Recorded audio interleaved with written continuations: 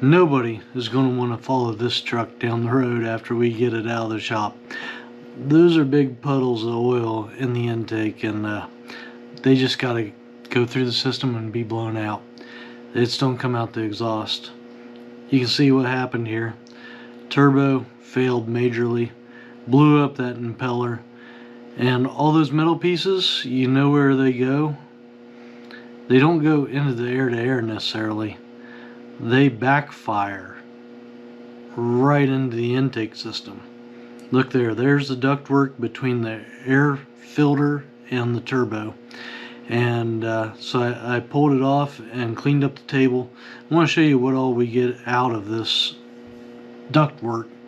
You know, and I've seen much worse than this one, I'll say that. I mean, I've already got all this cleaned up, put back together, but we got significant metal out of this. And so here's the scary thing. If you don't clean your ductwork and take every single part of the ductwork apart like I am, that metal gets trapped in the joints of the different pieces, and then once you get a new turbo on there, start sucking on it, it'll pull it through, and it'll pull it right into the wheel of that brand new turbo.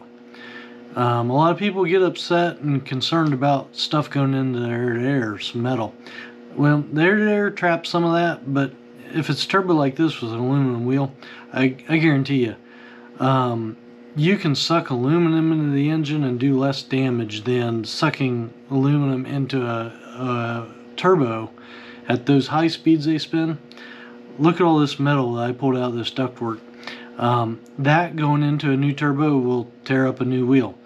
It might not absolutely destroy it, but it'll do damage that's significant. A lot of times that metal will embed itself into the air filter. So what am I doing here? I'm just knocking it out to see if I can get any metal out of it. Honestly, I didn't get none. So you know what I'm going to do with that filter?